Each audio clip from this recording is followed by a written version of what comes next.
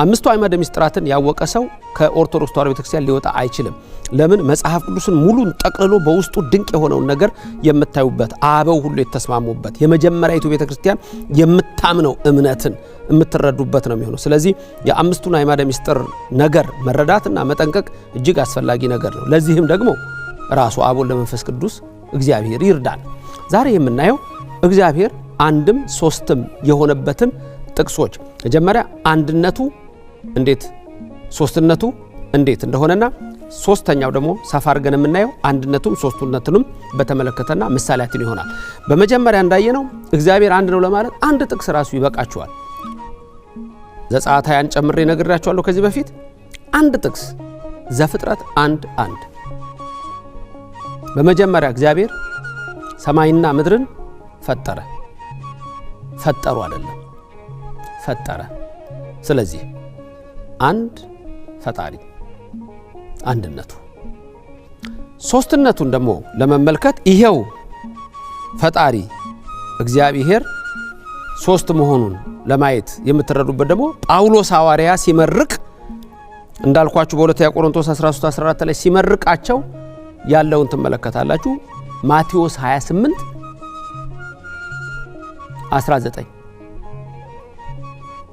ሂዱና አሕዛብን ሁሉ አስተምሩ ብሎ መድኃኒታችን ኢየሱስ ክርስቶስ ደቀ መዛሙርቱን ሲያዛቸው ሂዱ ብሎ አጥምቁ ሲላቸው እንዲህ ነው ያላቸው፣ በአብ በወልድ በመንፈስ ቅዱስ ስም እያጠመቃችሁ ደቀ መዛሙርቴ አድርጓቸው ነው ያለው።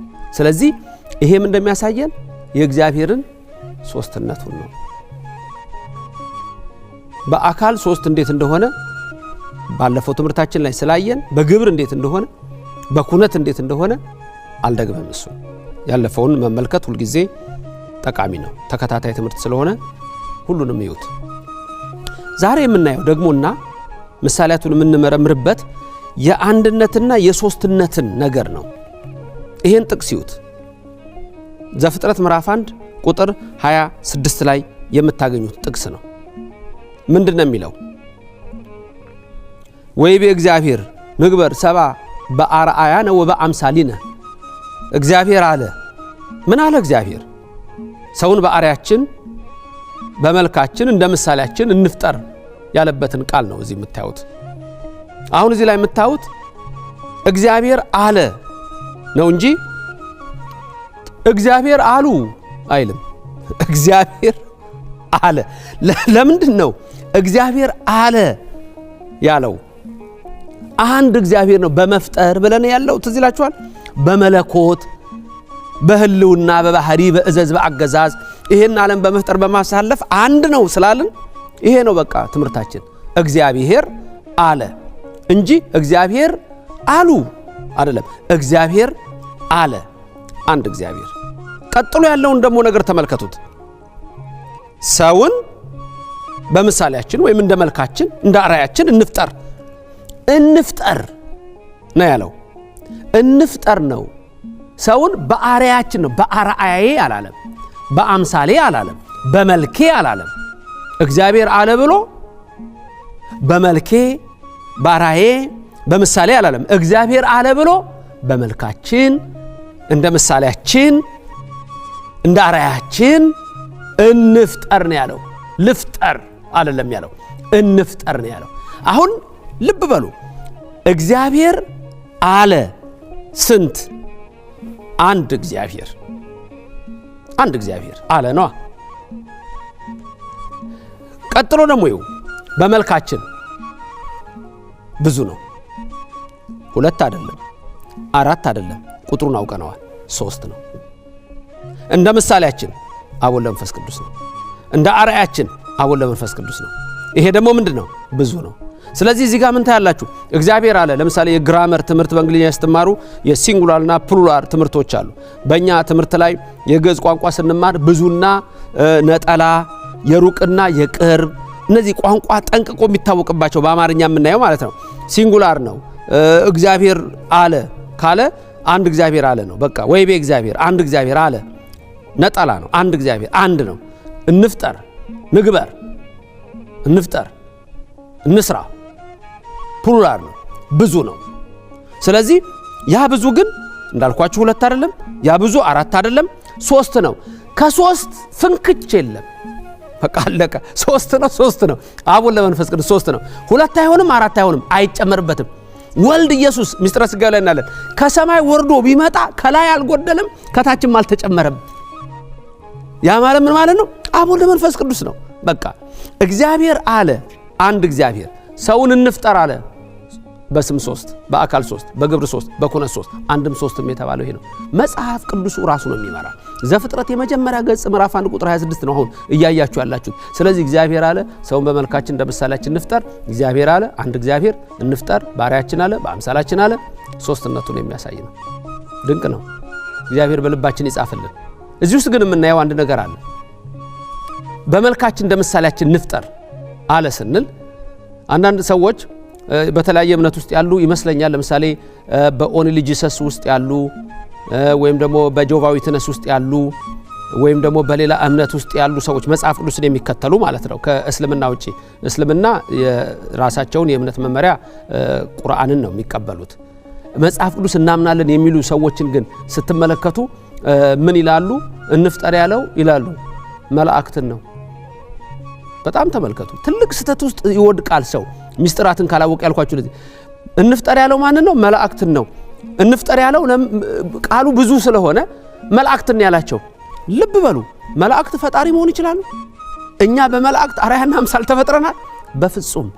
አያችሁ፣ የአንድነትና የሶስትነት ሚስጥር ስላልተረዱ እንፍጠር የሚለውን በአርአያችን የሚል ምን እናድርገው ይሉና መላእክትን ነው። በፍጹም የሄቨንሊ ካውንስል ነው ኮርት ነው ብለው በምዕራቡ ዓለም የተለያየ ሐሳብ ይሰጣሉ።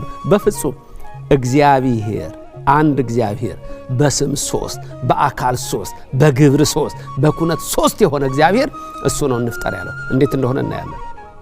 ተመልከቱ፣ እንፍጠር። ስለዚህ መላእክትን ነው ብለው የሚናገሩ ሰዎች አሉ። ሌላም የሚያስቡ ሰዎች አይደሉም። ምስጢረ ሥላሴን ስናምን ለምሳሌ በቁርአን ላይ እኛ ሥላሴ ብለን ስናምን አብ ወልድ መንፈስ ቅዱስን ነው።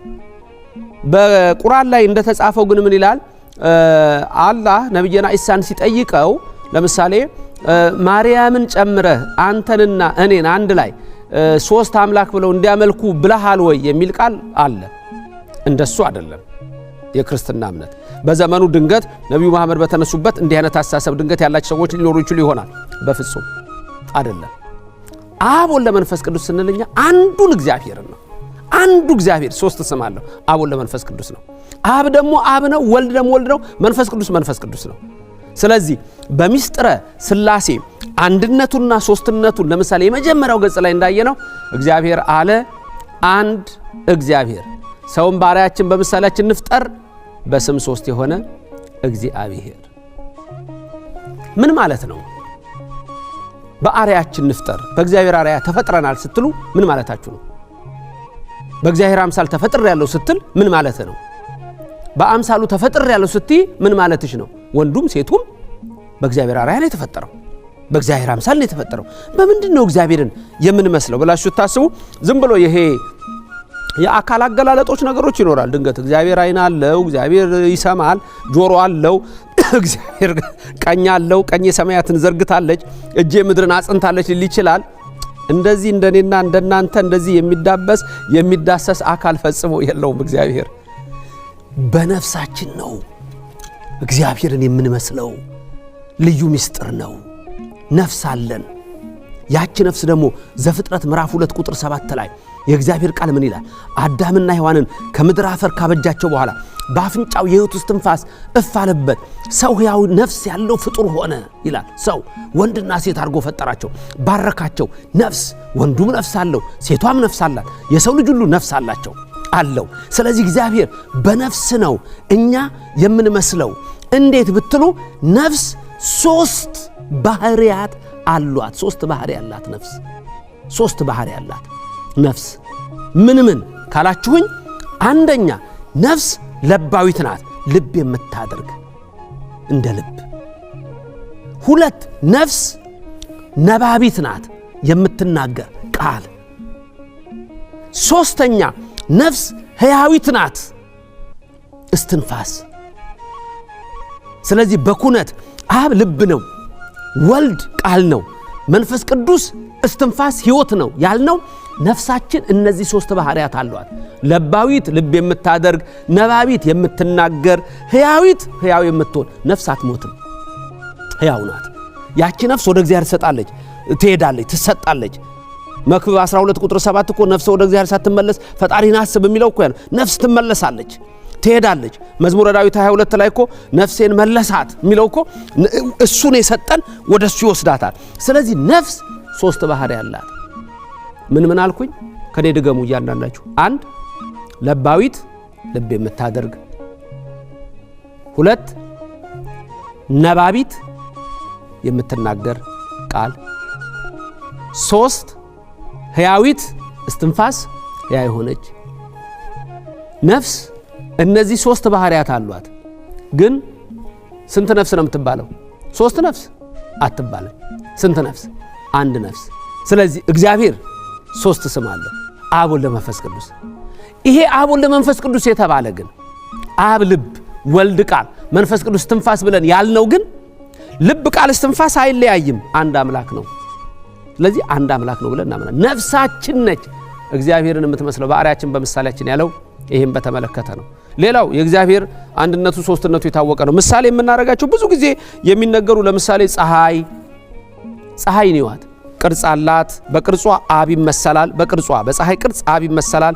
ብርሃኗ ከሰማይ መጥቶ ወደዚህ ምድር የሚመጣው ፈኑ ብርሃነከ እያሉ ብርሃንህን ላክልን፣ ፈኑ ዴከ እጅህ ላክልን ሲሉ የነበሩት ብርሃን ወልድ፣ ሙቀቱ ደግሞ ውስጣችን እንደሚገባው የሰራጺ መንፈስ ቅዱስ። 3 ፀሐይ እንላለን አንልም። 1 ፀሐይ ብቻ ብለን እንጠራታለን። 3 ፀሐዮች አይደለም፣ 1 ፀሐይ። እግዚአብሔር በልብ ተመስሎ፣ በቃል ተመስሎ፣ በመንፈስ ቅዱስ ተመስሎ፣ ወይም አብ ልብ ነው፣ ወልድ ቃል ነው፣ መንፈስ ቅዱስ እስትንፋስ ነው ብንልም፣ በስም አብ ወልድ መንፈስ ቅዱስ ብንልም፣ አካላቸው የተለያየ ነው ብንልም አንድ እግዚአብሔር ብለን እናምናለን። ይሄም እግዚአብሔር ለኛ የገለጸው ሚስጥሩ ነው። ስለዚህ አንድነቱ ሶስትነቱ የእግዚአብሔር የታወቀ ነው። አብ ነው፣ ወልድ ወልድ ነው፣ መንፈስ ቅዱስ ነው። ቀጣዩ ትምህርታችን ሚጠት በአክቶ ኦርቶዶክስ ሚስጥረ ሥላሴ ይቀጥላል። እግዚአብሔር የምትሰሙትን ለሌላውም እንድታስተምሩ ይርዳችሁ። መላ ቲቪን እግዚአብሔር ይስጥልኝ። የምትሰሙትን ሁሉ እናንተም ለሌላውም ሰው እንዲተላለፍ አድርጉ። የአብ ወልድ መንፈስ ቅዱስ በረከት ይደርባችሁ፣ ክፉ አይንካችሁ፣ እመቤታችንም አትለየን።